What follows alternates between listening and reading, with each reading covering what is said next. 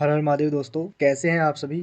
I hope कि आप सभी अच्छे होंगे। शुरू करते हैं एक नए सब्जेक्ट को, digital electronics and computer organisation. आपकी फर्स्ट यूनिट है लॉजिक गेट्स एंड सर्किट। इसमें हम शुरुआत करेंगे बूलियन अलजेब्रा से। तो बूलियन अलजेब्रा पहले जान लेते हैं है क्या। बूलियन अलजेब्रा एक मैथमेटिकल लॉजिक है। इसमें हम दो वैल्यू पर काम करते हैं, या तो ट्रू या फिर फॉल्स, या फिर जीरो या फिर वन। पहला पॉइंट है Boolean algebra is use for analyse and simplify the digital circuit और डिजिटल गेट्स। जो बूलियन अलजेब्रा है वो डिजिटल सर्किट को एनालाइज और सिंप्लीफाई करने के लिए यूज होता है। डिजिटल सर्किट क्या होते हैं? जो भी चीज इलेक्ट्रिसिटी से चल रही है वो आपकी डिजिटल सर्किट में आएगी, चाहे आपकी रैम हो, रोम हो या फिर सीपीयू हो। सेकंड है Boolean algebra is a mathematical logic. It has only to values, true और फॉल्स। जैसे कि मैंने आपको पहले ही बताया, ये दो वैल्यू पर काम करता है, ट्रू या फिर false. It is use only binary number 0 और 1। ट्रू का मतलब है 1, फॉल्स का मतलब है 0। 1 represent true and 0 represent false. Boolean algebra is discovered by George Boole in 1954। तो जॉर्ज बुली जी ने बूलियन अलजेब्रा की खोज करी। वैसे खोज तो इन्होंने नहीं करी थी, खोज तो किसी और ने करी थी, लेकिन इन्होंने बाद में थोड़ा सा मॉडिफाई किया। लेकिन इनको ही बोलते हैं बूलियन अलजेब्रा के पापा। Boolean algebra is use for reduce the number of logic gates. तो लॉजिक गेट्स होते हैं, आगे पढ़ेंगे हम लॉजिक गेट्स के बारे में। तो उनको उनके नंबर को रिड्यूस करने के लिए बूलियन अलजेब्रा का यूज होता है। लॉजिक गेट जो होते हैं बेसिक तो तीन तरह के होते हैं, एंड, और नोट। आगे देखेंगे इस बारे में। अब नेक्स्ट लाइन की ओर बढ़ते हैं। In Boolean algebra 3 logical operation are mainly perform, and, or and not. 3 operation होते हैं इसमें। एंड ऑपरेशन होता है, या फिर और ऑपरेशन होता है, या फिर नोट ऑपरेशन होता है। 1 का मतलब है यस, ऑन और हाई। 0 का मतलब है नो, ऑफ और लो। Use in development of digital electronics. It is also, ये तो आप पढ़ लेना, ये तो सब थ्योरी है। It is also use in set theory and statistics. Set theory आपने पढ़ी होगी, नहीं तो आप पढ़ लेना। मैथ में है आपके फर्स्ट चैप्टर ही सेट थ्योरी, उसमें होता है यूनियन अल्ट्रासेक्शन। तो वही है कंजक्शन, डिसजक्शन और नेगेशन। यही ऑपरेशन इसमें जो है बूलियन अलजेब्रा में यूज होता है। The basic operation of Boolean algebra as follow. 3 operation होते हैं इसमें।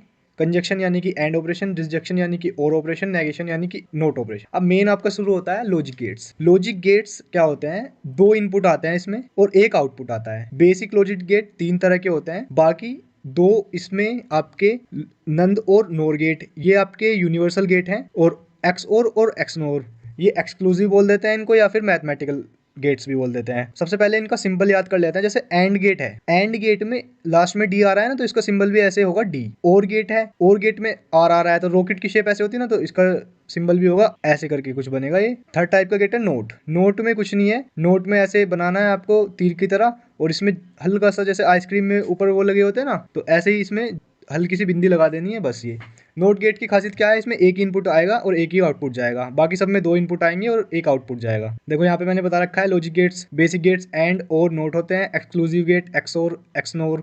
यूनिवर्सल गेट नन गेट होता है, नोर गेट होता है। अब नेक्स्ट टॉपिक है हमारा ट्रूथ टेबल। ट्रूथ टेबल से ही हम डिसाइड करते हैं कि इनपुट क्या जाएगा और आउटपुट क्या जाएगा। ट्रूथ टेबल में ये सब चीज बताई गई है। देखिए जान लेते हैं, ये सब थ्योरी आप पढ़ लेना। इसमें 3 ऑपरेशन होते हैं। एंड यानी कि डॉट ऑपरेशन लगेगा, और यानी कि प्लस ऑपरेशन लगेगा, नोट यानी कि कॉम्प्लीमेंट। कॉम्प्लीमेंट का होता है उल्टा हो जाना, 0 होगा तो 1 हो जाएगा, 1 होगा तो 0 हो जाएगा। आगे देखते हैं, ट्रूथ टेबल आ गई है एंड की। देखो इसमें 2 इनपुट आ रहे हैं, ए और बी, और एक आउटपुट आ रहा है 0। तो ओ बराबर क्या होगा? A dot B. अब देख लेते हैं, जैसे यहाँ पे ए है, यहाँ पे बी है, आउटपुट है ओ।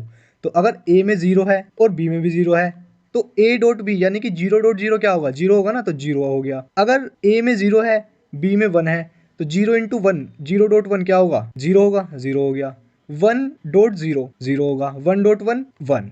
एक की गुना एक में करोगे तो क्या आएगा? एक आएगा ना, तो वही है। तो ये एंड की ट्रूथ टेबल है। ये आपको अभी आसान लग रही होगी, लेकिन जब आप बाद में एग्जाम में जाओगे ना, तो वो, अगर आप, ये आसान ही है, लेकिन अगर आप एक बार रिवीजन नहीं करोगे इसका और अच्छे से माइंड में नहीं रखोगे, तो आप इसे भूल जाओगे। तो याद रखना है हमें। देखो इसका सिंबल कैसे होता है? एंड में डी आ रहा है लास्ट में, तो इसका डी शेप में सिंबल होगा। और ऑपरेशन क्या लगेगा इसमें? डॉट ऑपरेशन लगेगा। नेक्स्ट है हमारा और ट्रूथ टेबल। इसमें भी 2 इनपुट आएंगे, एक आउटपुट जाएगा, लेकिन इसमें ऑपरेशन क्या होगा? इसमें होगा प्लस ऑपरेशन। इसमें होगा प्लस ऑपरेशन। तो 0 + 0 क्या होगा? 0। 0 + 1 क्या होगा? 1। 1 + 0 क्या होगा? 1। 1 + 1 क्या होगा? आपके हिसाब से क्या होगा? 2 होगा ना, लेकिन मैंने आपको पहले ही बताया बूलियन अलजेब्रा में 2 होता ही नहीं है, केवल 1 और 0 होता है। हम 2 ही चीजों में जितनी भी कैलकुलेशन करते हैं, 2 ही चीजों में करते हैं, ट्रू या फॉल्स, ऑन या ऑफ, 1 या 0। तो 1 + 1 2 ना होके यहाँ पे 1 होगा। थर्ड बेसिक है हमारा नोट। इसमें एक इनपुट जाएगा, एक ही आउटपुट जाएगा। इसका क्या काम होता है, कुछ भी इसमें जा रहा है तो वो उसे उल्टा कर देगा, उसका कॉम्प्लीमेंट कर देगा। तो देखिए इसकी टेबल देख लेते हैं। ट्रूथ टेबल ये है, 0 जाएगा तो 1 हो जाएगा, 1 जाएगा तो 0 हो जाएगा। ये बड़ा ही सिंपल है, बस आप इसका एक बार सिंबल याद रखिएगा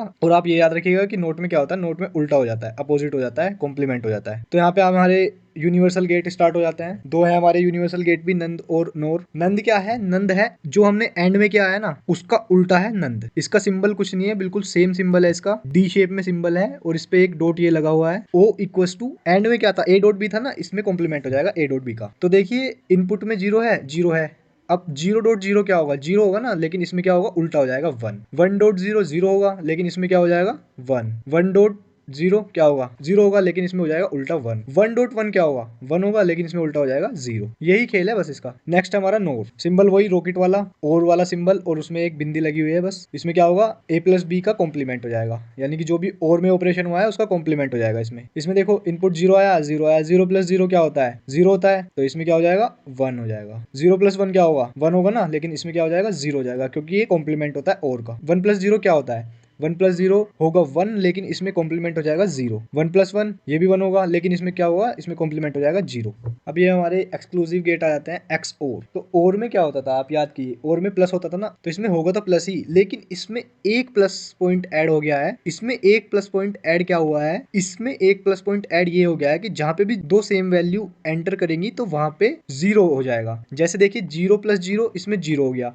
0 प्लस 1, तो ऑपरेशन तो और वाला लग रहा है ना इसमें, तो 0 प्लस 1 क्या होता है, और में 1 होता है, तो 1 हो जाएगा। 1 प्लस 0 1 हो जाएगा, लेकिन यहाँ पे सेम वैल्यू आ रही है 1 प्लस 1, तो यहाँ पे 0 हो जाएगा। ये हमारा 7 एंड लास्ट गेट है एक्सनोर। इसमें एंड वाला ऑपरेशन लगेगा, लेकिन इसमें जहाँ पे भी सेम वैल्यू होंगी वहाँ पे 1 हो जाएगा। तो यहाँ पे 0 आ रहा है, 0.0 1 हो गया, 1 और 1 यहाँ पे 1 हो गया, 0 और 1, तो डॉट प्रोडक्ट लग रहा है तो 0 1 0, डॉट प्रोडक्ट लग रहा है तो 0। ये थ्योरी है आपकी। थोड़ी सी नोर गेट यूज होता है कंट्रोल यूनिट डिजाइन करने में, एक्स और यूज होता है half adder, full adder and subtractor में। हम पढ़ेंगे सेकंड यूनिट में half adder, full adder, subtractor के बारे में पढ़ेंगे। एक्स और को क्या बोलते हैं, एक्सओर को एक्सक्लूसिव और भी बोल सकते हैं। XNOR gate use in arithmetic operation, error detection, inscription, data selection. XNOR gates is also called exclusive NOR. It's provide the logical complement of XNOR use in synchronization and data.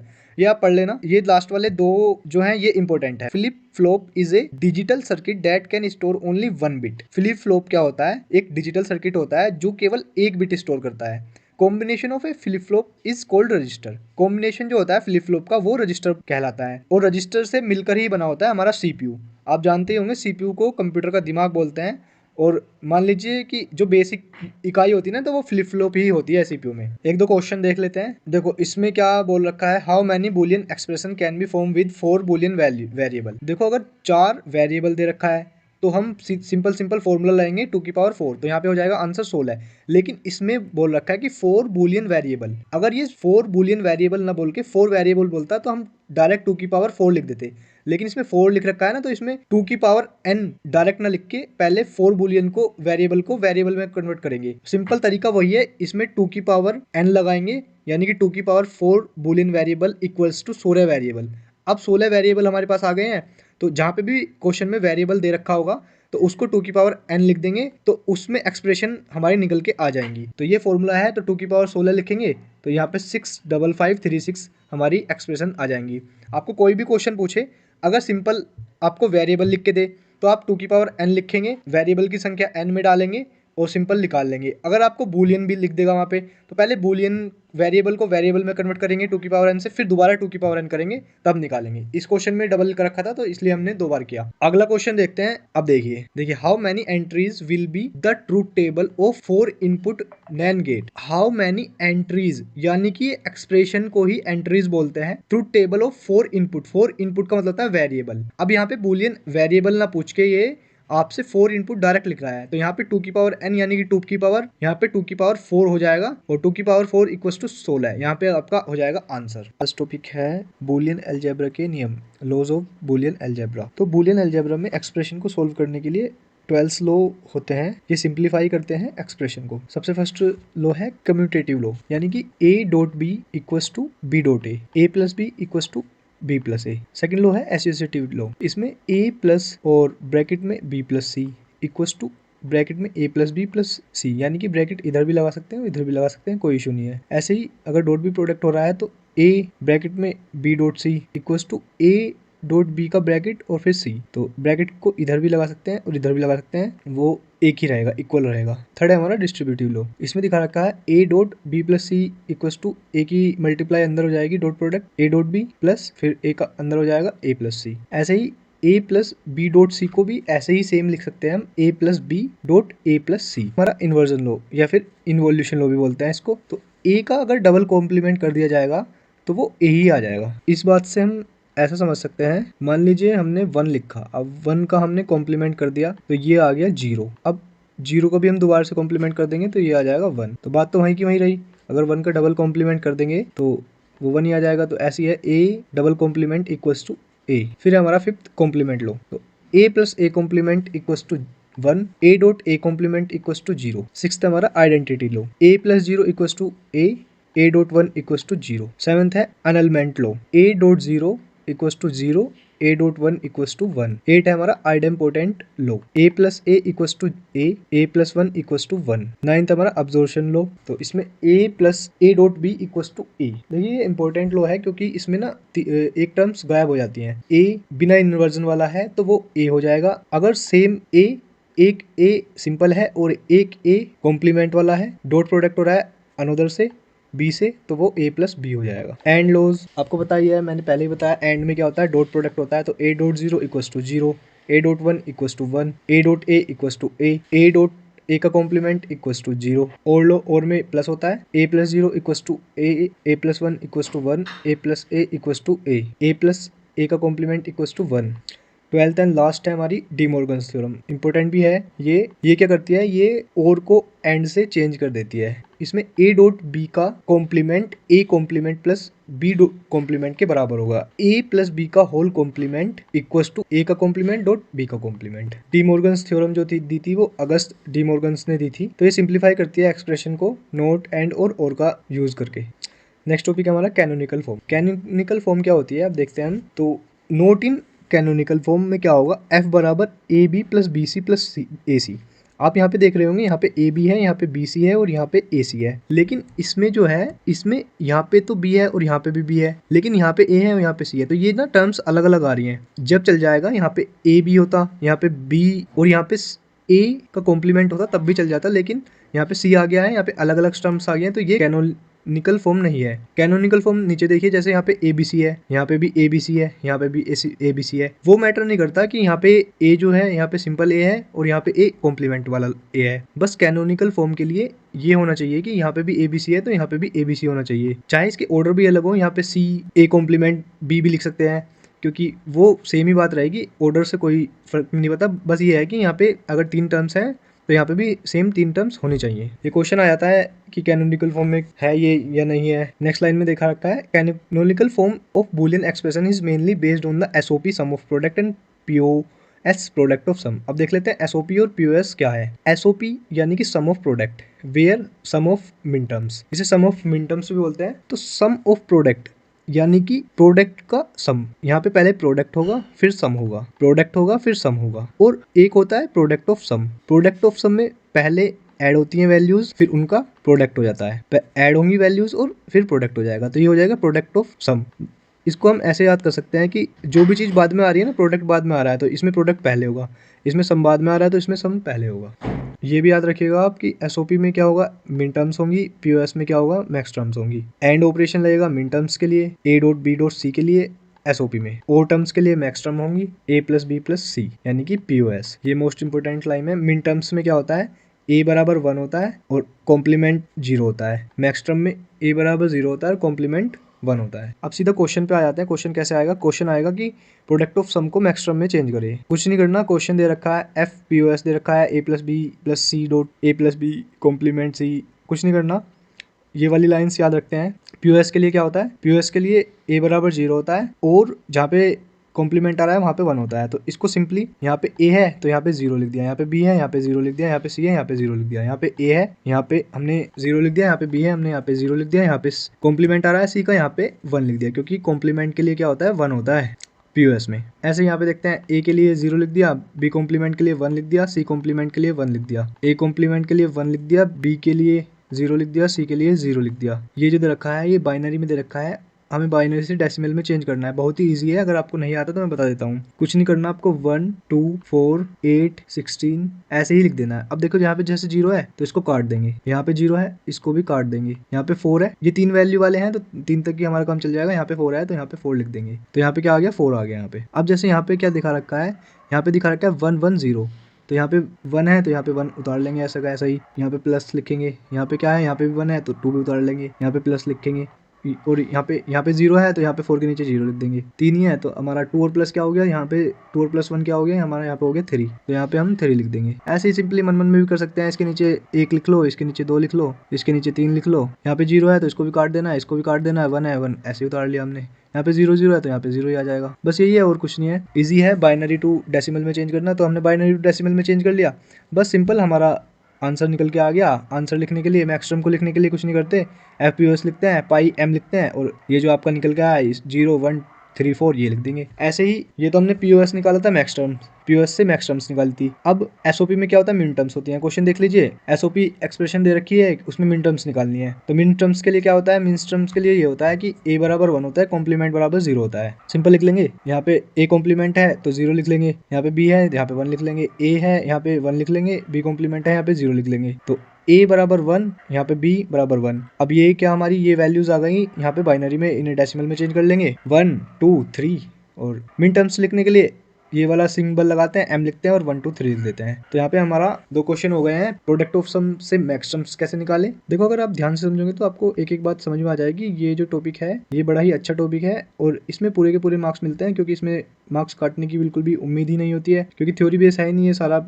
ज़्यादातर जितना भी है 99% ये प्रैक्टिकल बेस है। आपको कुछ बस rules याद करने हैं और सिंपली आपको छोटी सी कैलकुलेशन है, कोई इतनी बड़ी कैलकुलेशन भी इसमें कुछ नहीं होती, बल्कि कैलकुलेशन इसमें होती नहीं है, 0 1 से ही हम खेलते हैं। और नेक्स्ट क्वेश्चन है हमारा, मिन टर्म्स निकालनी है इसके लिए नंबर 15 के लिए। करना क्या है, करना कुछ नहीं है। सबसे पहले आपको 15 नंबर को बाइनरी में कन्वर्ट कर लेना है। बाइनरी में करने के लिए वही है 1 2 4 8 ऐसे लिख लेंगे। और देखिए 8 + 4 + 2 + 1 15 होता है, तो यहाँ पे आ जाएगा 1 1 1 1। तो ये 4 × 1 15 हो गए, बाइनरी में लिखा हुआ है। अब मिन टर्म्स के लिए कंडीशन क्या थी हमारी, मिन टर्म्स के लिए कंडीशन हमारी ये थी कि a बराबर, यानी कि जो नॉर्मल वैल्यू है उसके लिए 1 हो जाएगा, जो कॉम्प्लीमेंट है उसके लिए 0 हो जाएगा। तो यानी कि 1 1 1 1 है ना, तो इसके लिए जो होगा बिना कॉम्प्लीमेंट वाले होंगे। तो आंसर देखते हैं, इसमें ABCD लिख रहा है ना, तो यही वाला इसका आंसर होगा। और इसमें कॉम्प्लीमेंट दे रखा है, इसमें प्लस ऑपरेशन लग रहा है, इसमें कॉम्प्लीमेंट दे रखा है, प्लस ऑपरेशन लग रहा है। प्लस ऑपरेशन लगता है आपका और में, और मिन टर्म्स के कौन सी होती है, मिन टर्म्स के लिए क्या होता है, एंड ऑपरेशन होता है। तो ये जो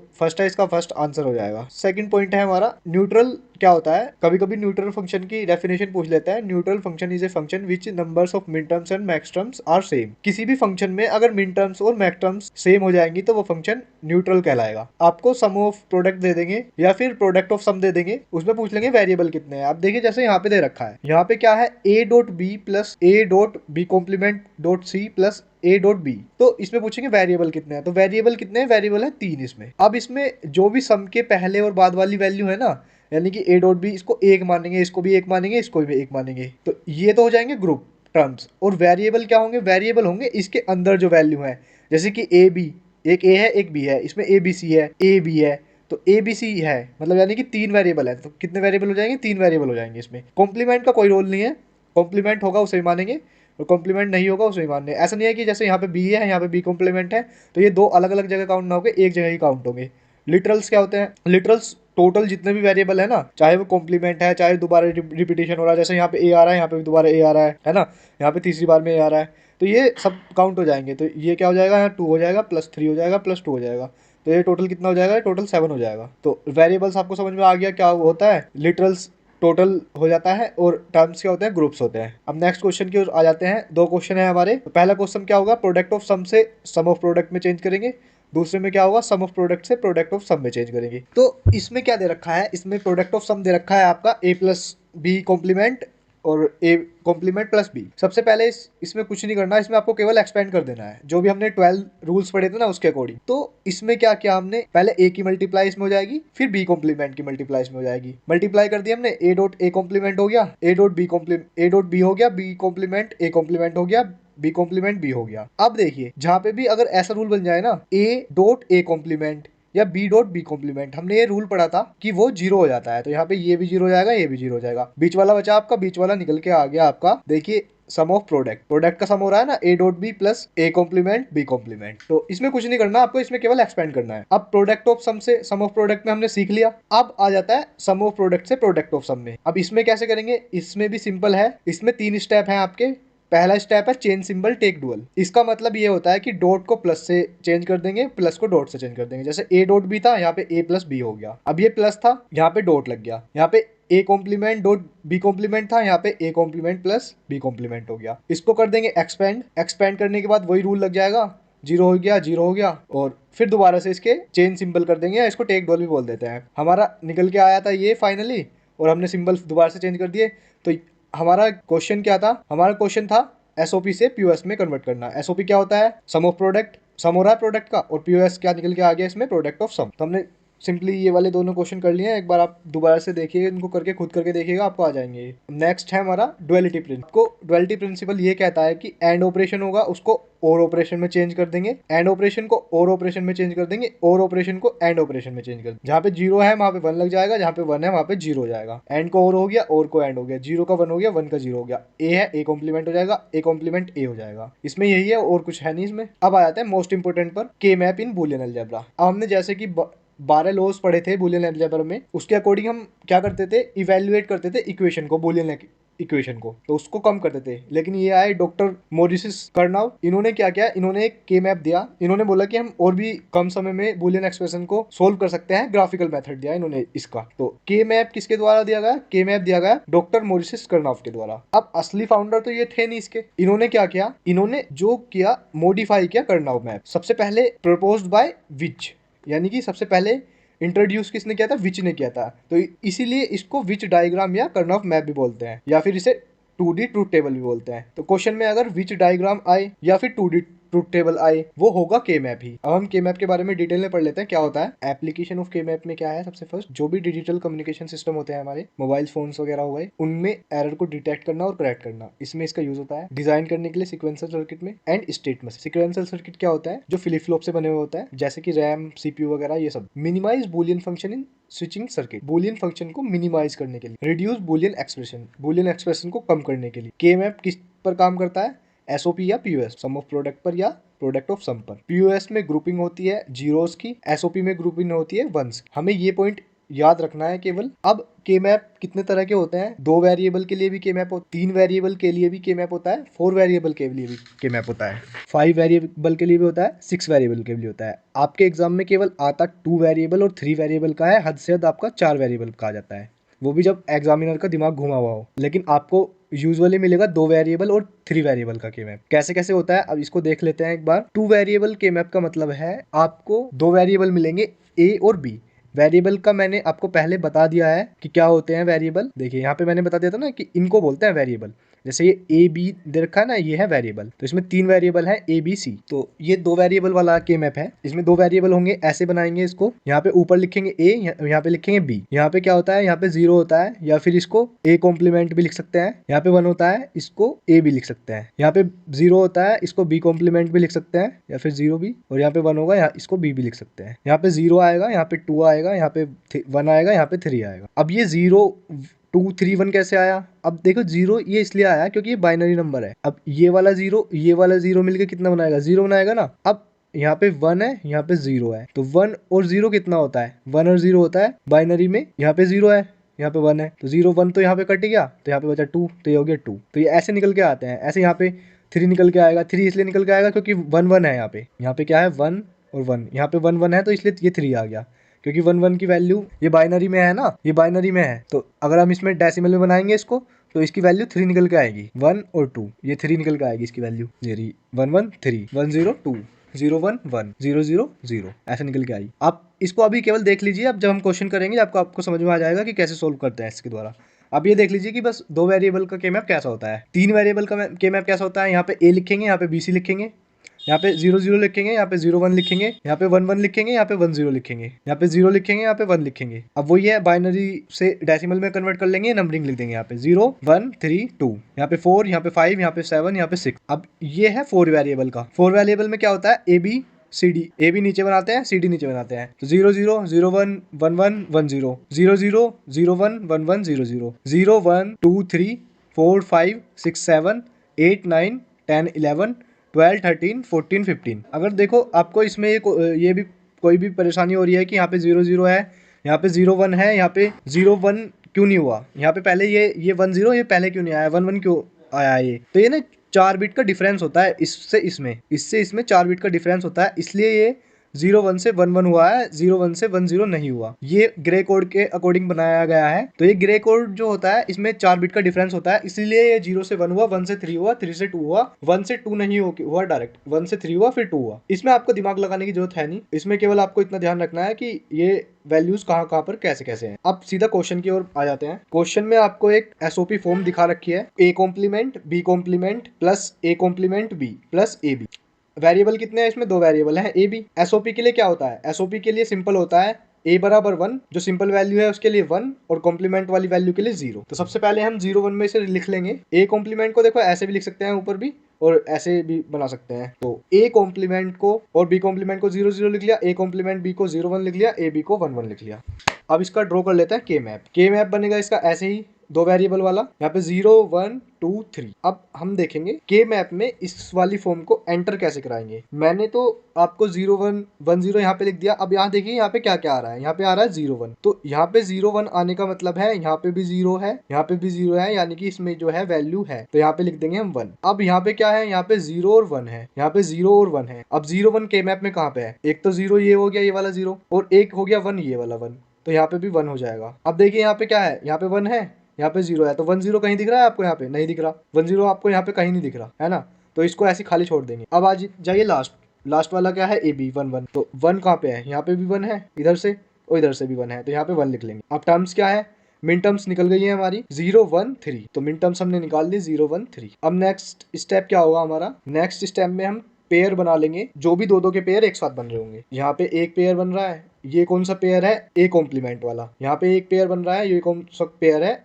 B वाला। तो आंसर आपका सिंपल हो जाएगा A कॉम्प्लीमेंट प्लस B। बस इतना सा ही है के मैप का क्वेश्चन, इसके अलावा के मैप में कुछ भी नहीं है। तो यहाँ पे आपकी यूनिट हो जाती है खत्म। शुरू करते हैं आपकी यूनिट सेकंड है कॉम्बिनेशनल बिल्डिंग ब्लॉक। अब कॉम्बिनेशनल बिल्डिंग ब्लॉक्स होता क्या है, तो कॉम्बिनेशनल बिल्डिंग ब्लॉक्स जो होता है, कॉम्बिनेशनल सर्किट एक ऐसा डिजिटल सर्किट होता है जिसमें आउटपुट सिर्फ करंट इनपुट पर डिपेंड करता है। इसमें कोई मेमोरी नहीं होती, यानी पहले वाले इनपुट का आउटपुट पर कोई इफेक्ट नहीं होता। ये सर्किट लॉजिक गेट्स जैसे एंड और नोट से मिलकर बनता है। कुछ इंपोर्टेंट कॉम्बिनेशनल सर्किट्स होते हैं जैसे कि मल्टीप्लेक्सर, डिकोडर, एनकोडर, एडर और सब्ट्रैक्टर। सबसे फर्स्ट आता है हमारा मल्टीप्लेक्सर। मल्टीप्लेक्सर क्या होता है, मल्टीप्लेक्सर एक ऐसा डिवाइस है जो मल्टीपल इनपुट लाइन में से किसी एक को सिलेक्ट करके आउटपुट लाइन पर भेजता है। इसको डेटा सेलेक्टर भी बोला जाता है। इसमें कुछ सेलेक्ट लाइन होती हैं जो बताती है कि कौन सा इनपुट आउटपुट के लिए चूज होगा। फॉर एग्जांपल 4 to 1 मल्टीप्लेक्सर में 4 इनपुट लाइन होती हैं, 2 सेलेक्ट लाइन होती हैं और 1 आउटपुट लाइन होती है। इसका यूज कम्युनिकेशन सिस्टम में डेटा को राउट करने के लिए होता है। जब एक ही लाइन पर मल्टीपल इनपुट्स को भेजना हो तब इसका यूज होता है। डिजिटल सर्किट में कंट्रोल सिस्टम बनाने के लिए इसका यूज होता है। सिंपल एग्जांपल, जैसे रिमोट से टीवी का कोई एक चैनल सेलेक्ट करना, सिर्फ वही चैनल चलेगा जो हमने सेलेक्ट किया है। सेकंड है डिकोडर। तो डिकोडर जो है एक ऐसा सर्किट है जो बाइनरी इनपुट को 2 की पावर n आउटपुट लाइन में कन्वर्ट करता है और एक ही आउटपुट लाइन को हाई यानी कि 1 करता है। इसका काम इनपुट के अकॉर्डिंग स्पेसिफिक आउटपुट को एक्टिवेट करना होता है। फॉर एग्जांपल 2 to 4 डिकोडर में 2 इनपुट लाइन होंगी और 4 आउटपुट लाइन होंगी। हर इनपुट कॉम्बिनेशन एक स्पेसिफिक आउटपुट को ऑन करता है। इसका यूज होता है मेमोरी एड्रेस डिकोडिंग में, 7 सेगमेंट डिस्प्ले में, सीपीयू में इंस्ट्रक्शंस डिकोडिंग के लिए। फॉर सिंपल एग्जांपल, जैसे एक डिजिटल की से एक स्पेसिफिक रूम का लॉक खुलना, हर की का एक आउटपुट होगा। थर्ड है हमारा एनकोडर। एनकोडर डिकोडर का उल्टा काम करता है। ये मल्टीपल इनपुट लाइन में से किसी एक एक्टिव इनपुट को आइडेंटिफाई करता है और उसका बाइनरी कोड आउटपुट देता है। इसमें 2 की पावर n इनपुट लाइंस और n आउटपुट लाइंस होती हैं। फॉर एग्जांपल 4 to 2 एनकोडर में 4 इनपुट होते हैं और ये उनको 2 बिट बाइनरी कोड में कन्वर्ट करता है। यूज कीबोर्ड के की प्रेस को बाइनरी कोड में कन्वर्ट करने के लिए जब डेटा को कॉम्प्रेस या सिंप्लीफाई करना हो। इन सिंपल एग्जांपल जैसे कीबोर्ड का बटन दबाने पर कंप्यूटर उसका बाइनरी कोड समझ लेता है। फोर्थ है हमारा एडर। एडर क्या होता है? एडर बाइनरी नंबर को जोड़ने के लिए यूज होता है।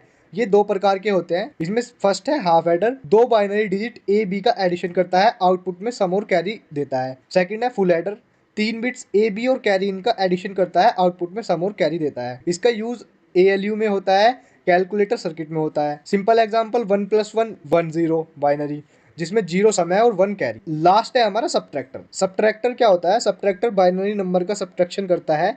ये भी दो प्रकार का होता है, half subtractor, full subtractor. Half subtractor 2 bit का सब्ट्रैक्ट करता है, आउटपुट देता है डिफरेंस और बोरो में। फुल सब्ट्रैक्टर 3 बिट्स का सब्ट्रैक्ट करता है एक बोरो के साथ, ये भी आउटपुट डिफरेंसेस और बोरो में देता है। इसका यूज ALU में होता है, डिजिटल कैलकुलेटर में होता है। For simple example 0 -1 1 with borrow, 1 -1 0 without borrow. तो अगर एक समरी में देखें, मल्टीप्लेक्सर एक इनपुट सेलेक्ट करना मल्टीपल में से, real life use TV channel selector, decoder एक आउटपुट एक्टिवेट करना बाइनरी इनपुट से, memory address coding, encoder active input को बाइनरी में कन्वर्ट करना जैसे कि keyboard input, adder binary addition करना, कैलकुलेटर ALU इसका एग्जांपल हो गया, सब्ट्रैक्टर बाइनरी सब्ट्रैक्शन करना, बाइनरी सब्ट्रैक्ट करना, ALU कैलकुलेटर इसका एग्जांपल हो गया।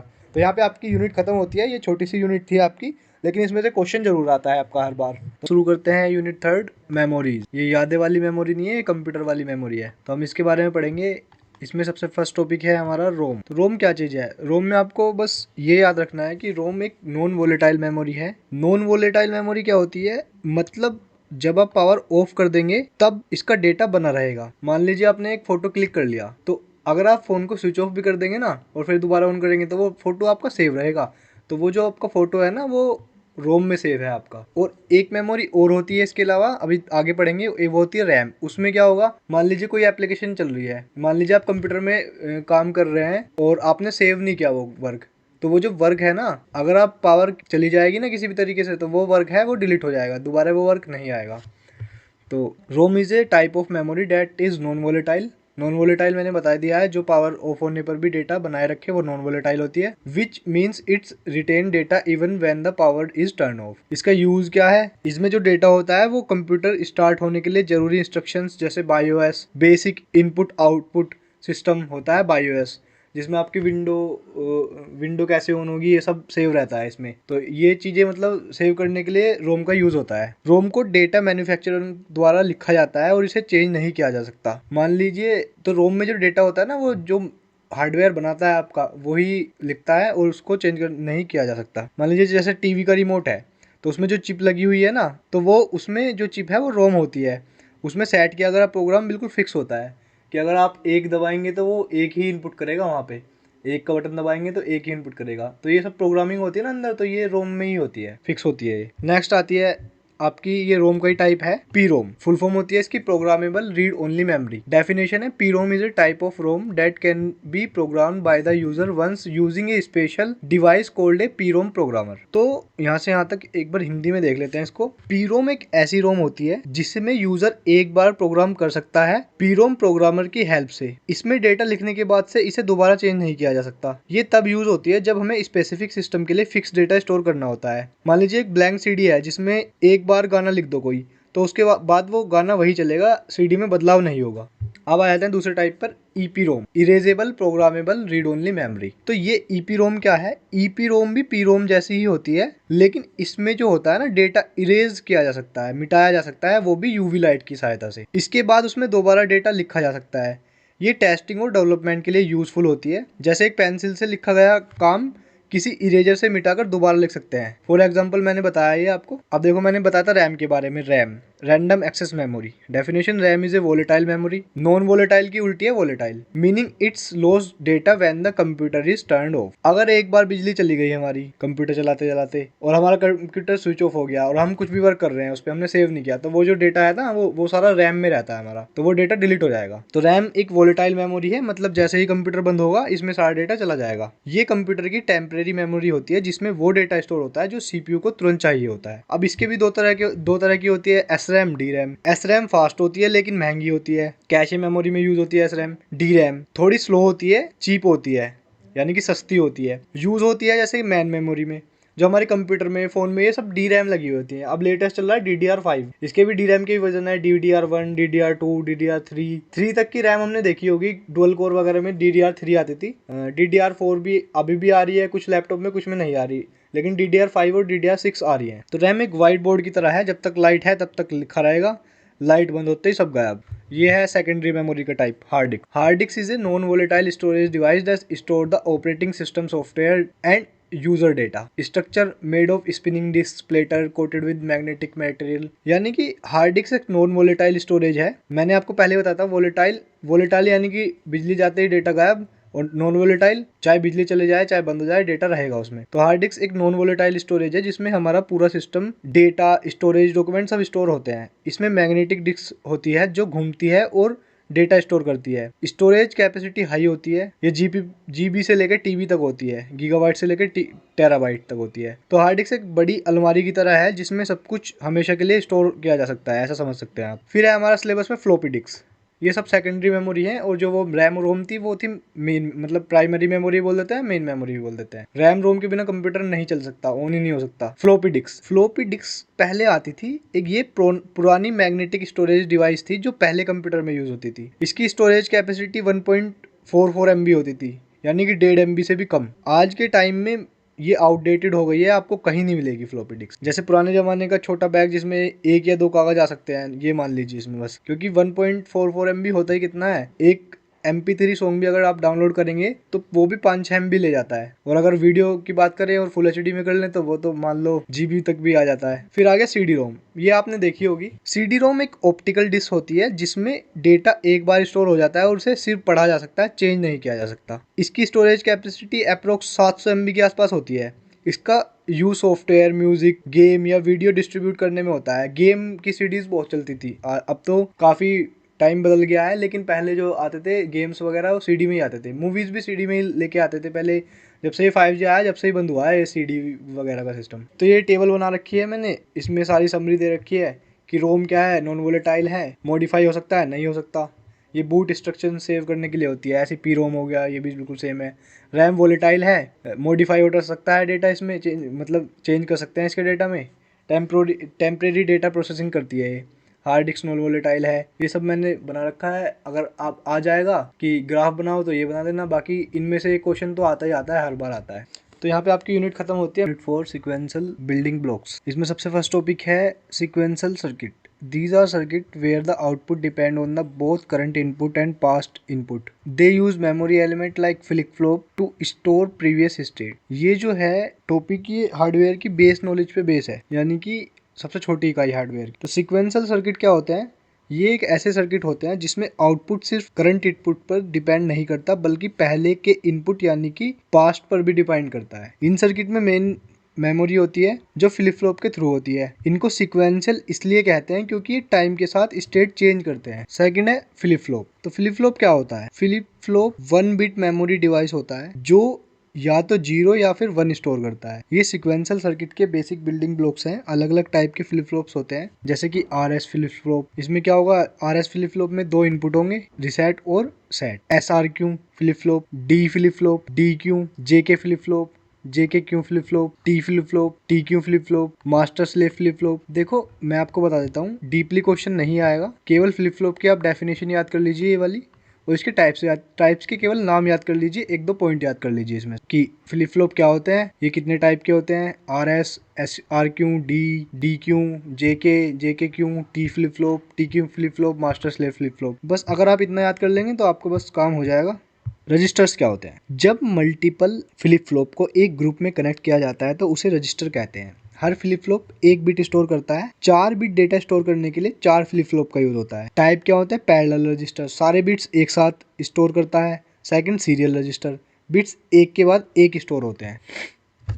शिफ्ट रजिस्टर, ये स्पेशल टाइप के रजिस्टर होते हैं जो डेटा को शिफ्ट करने के काम आते हैं, लेफ्ट या राइट। इनका यूज डेटा को स्टोर और ट्रांसफर करने के लिए किया जाता है। इसके टाइप्स हैं सीसो, सीपो, पीसो, PIPO। फुल फॉर्म सीसो की सीरियल इन सीरियल आउट, सीपो की सीरियल इन पैरेलल आउट, पीसो की पैरेलल इन सीरियल आउट, पीपो की parallel in parallel out. Next topic है काउंटर। काउंटर ऐसे सर्किट होते हैं जो पल्सेस काउंट करते हैं, जैसे बाइनरी में 0 1 2 3 ऐसे नंबर्स गिनते हैं। इनका यूज क्लॉक या इवेंट को काउंट करने में होता है। दो टाइप के होते हैं, synchronous counter, all flip flop triggered at the same time. Synchronous counter क्या होते हैं, सारे फ्लिप फ्लॉप एक ही क्लॉक से कंट्रोल होते हैं।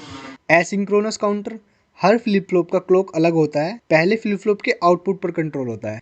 देखो ये वाला क्वेश्चन आ जाता है कि सिंक्रोनस और एसिंक्रोनस में डिफरेंस बताओ। आपको यही टेबल बना देनी है। अगर ये पूछे कि एसिंक्रोनस और सिंक्रोनस में डिफरेंस बताओ या फिर दोनों बताओ, तो features synchronous asynchronous. Features clock signal, एक कॉमन क्लॉक सिग्नल सभी एलिमेंट को कंट्रोल करता है। इसमें हर एलिमेंट अलग अलग टाइम पर काम करता है। स्पीड तेज और रिलायबल है, ये थोड़ा स्लो और एरर प्रोन हो सकता है। कॉम्प्लेक्सिटी, तो ये थोड़ा कॉम्प्लेक्स है, ये सिंपल डिजाइन है। यूज मॉडर्न सिस्टम जैसे सीपीयू, इसका यूज सिंपल डिवाइस जैसे टाइमर। तो इस पूरी यूनिट की समरी देख लेते हैं। फ्लिप फ्लॉप, फ्लिप फ्लॉप एक बिट मेमोरी जैसे डिवाइसेस हैं, जैसे RS flip flop, D flip flop, JK flip flop, T flip flop या फिर master slave flip flop. Register, multiple flip flop का group. Register multiple flip flop का group for storing data. Shift register, data shift करने वाले special register. Counter, pulses या event को count करने वाला सर्किट। सिंक्रोनस क्या होता है, सभी फ्लिप फ्लॉप सेम क्लॉक से काम करते हैं। एसिंक्रोनस क्या होता है, फ्लिप फ्लॉप अलग अलग टाइमिंग से काम करते हैं। बस यही थी आपकी ये वाली यूनिट। ये यूनिट खत्म होती है। आपको लग रहा है कि इतना नॉलेज ले लिया हमने कि अब ब्रेन फुल हो गया है, तो आपको रैम अपग्रेड करानी पड़ेगी। अब रैम अपग्रेड कराने का समय आ गया है, क्योंकि अभी एक यूनिट और बची हुई है, इसमें 5th यूनिट। शुरू करते हैं आपकी फाइनल और 5वीं यूनिट, मेमोरी ऑर्गेनाइजेशन। डेको की ये लास्ट यूनिट होगी आपकी। तो इसमें सबसे फर्स्ट टॉपिक है हमारा basic cell of static RAM.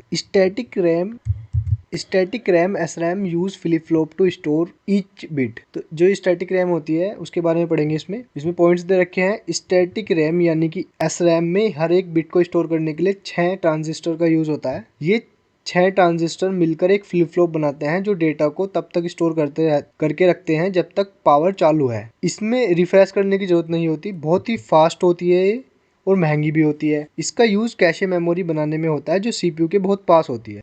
Second है हमारा basic cell of dynamic RAM यानी कि DRAM। DRAM में हर एक हर एक बिट के लिए एक ट्रांजिस्टर और एक कैपेसिटर का यूज होता है। कैपेसिटर चार्ज स्टोर करता है, अगर चार्ज है तो 1, नहीं है तो 0। इसमें चार्ज लीक हो जाता है, इसलिए इसको बार बार रिफ्रेश करना पड़ता है। ये SRAM से सस्ती होती है लेकिन थोड़ी स्लो होती है। DRAM का यूज हमारी मेन रैम में होता है, जो कंप्यूटर की प्राइमरी मेमोरी होती है। Building large memory using chip, जब हमें बड़ा मेमोरी सिस्टम बनाना होता है तो हम छोटी मेमोरी चिप को जोड़कर एक बड़ी मेमोरी बनाते हैं। इसके दो तरीके होते हैं। फर्स्ट है सीरीज में चिप्स जोड़कर, जिससे मेमोरी साइज लोकेशन बढ़ जाती है। सेकंड है हमारा पैरेलल में चिप्स जोड़कर, जिससे वर्ड साइज पर बिट वर्ड बढ़ता है। मेमोरी को कंट्रोल करने के लिए एड्रेस लाइन और डिकोडर का यूज होता है, जिससे पता चलता है कि कौन सा चिप और कौन सा लोकेशन एक्सेस करना है। Associative memory, content addressable memory यानी कि कैम। नॉर्मल मेमोरी में डेटा को एड्रेस के थ्रू एक्सेस किया जाता है, लेकिन एसोसिएटिव मेमोरी में डेटा को कंटेंट से ही ढूंढा जा सकता है, जैसे फोन बुक में नंबर कॉन्टैक्ट ढूंढने के बजाय नाम से ढूंढना। ये मेमोरी फास्ट होती है लेकिन कॉस्टली होती है। इसका यूज वर्चुअल मेमोरी में TLB यानी कि ट्रांसलेटर लॉकसाइड बफर, इसकी फुल फॉर्म होती है, बनाने में होता है लेशन, जहां एड्रेस ट्रांसलेशन बहुत फास्ट होती है। नेक्स्ट है हमारा cache memory organization. Most important topic है, मोस्टली हर साल आता है इसका क्वेश्चन। कैशे मेमोरी क्या होती है, कैशे मेमोरी के बारे में बताइए।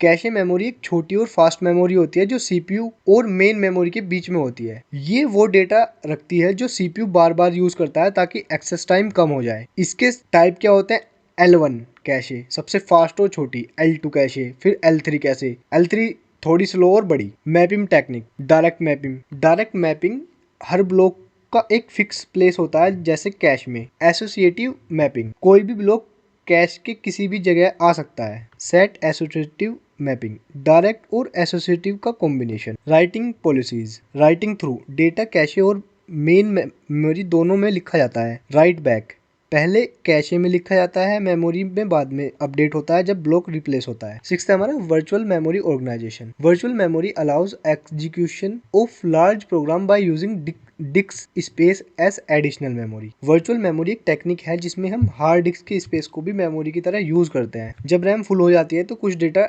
डिस्क पर टेम्पोररी स्टोर किया जाता है। मेमोरी को दो पार्ट्स में डिवाइड किया जाता है, पेजेस वर्चुअल मेमोरी में, फ्रेम्स फिजिकल मेमोरी में। एक पेज टेबल होती है जो वर्चुअल एड्रेस को फिजिकल एड्रेस से मैप करती है। डिमांड पेजिंग का मतलब है कि सिर्फ वही पेज रैम में लोड होते हैं जो अभी चाहिए। आपने देखे होंगे ना कि अब जो स्मार्टफोन आ रहे हैं उसमें रैम 16 GB ना लिखी हो के 8+8 GB लिखी हुई होती है। तो वो जो 8 GB रैम होती है आपकी, वो तो होती है एक्चुअल में रैम, और जो वो +8 GB होती है ना, तो वो वर्चुअल मेमोरी है। वो जो आपका रोम का स्पेस होता है ना, वो हार्ड डिस्क या फिर मेमोरी का जो स्पेस होता है उसमें से ही 8 GB निकाल कर रैम के लिए अलॉट किया जाता है। तो वो करता रैम की तरह वर्क है टेम्परेरी, लेकिन वो असल में क्या होता है, वो असल में वर्चुअल मेमोरी होती है। TLB क्या होता है, ट्रांसलेशन लुकेसाइड बफर, एक छोटी और फास्ट मेमोरी होती है जो पेज टेबल एंट्रीज को स्टोर करके फास्ट एड्रेस ट्रांसलेट करती है। जैसे आप कॉन्टैक्ट ढूंढते हैं तो कॉन्टैक्ट में क्या करेंगे, आप नाम सर्च करेंगे, तो वो नाम जो सर्च करेंगे ना आप, जितने वो नाम सर्च करके नंबर ढूंढने में टाइम लगाएगा ना, तो वो जो नाम अपने इनपुट कराया फ़ोन में, तो वो नाम को जो स्टोर करेगा ना, वो TLB स्टोर करता है। और TLB नाम से आपका जो मैप होगा नंबर, वो नंबर ढूंढ के जो देगा वो भी TLB ही करता है। अब जल्दी जल्दी से इसे एक टेबल के रूप में देख लेते हैं। SRAM फास्ट होती है, कॉस्टली होती है, फ्लिप फ्लॉप बेस होती है, नो रिफ्रेश करने की जरूरत नहीं पड़ती, use in cash. DRAM slow होती है, चीप होती है, कैपेसिटर बेस होती है, need refresh, use in RAM. Large memory multiple chips को जोड़कर बनाई जाती है। एसोसिएटिव मेमोरी डेटा से सर्च होती है और एड्रेस नहीं चाहिए। कैशे मेमोरी फास्ट होती है, CPU के पास होती है। वर्चुअल मेमोरी डिस्क की मेमोरी को मेमोरी की तरह यूज करके लार्ज प्रोग्राम चलाए जाते हैं। तो यहाँ पे आपकी यूनिट खत्म होती है, 5th यूनिट। तो 5th यूनिट के साथ आपका डेको का पूरा सिलेबस भी खत्म हो चुका है। आपको नोट्स मिल जाएंगे, वीडियो की डिस्क्रिप्शन में टेलीग्राम चैनल का लिंक है, वहाँ पे मैं सारी PDF डाल दूंगा इस वीडियो की, और लास्ट जितनी भी मैंने 4 यूनिट पढ़ाई है उन चारों यूनिट की भी डाल दूंगा। तो आप नोट्स की चिंता मत कीजिए, आप 1-2 बार रिपीट कीजिए बस, और all the best for exam.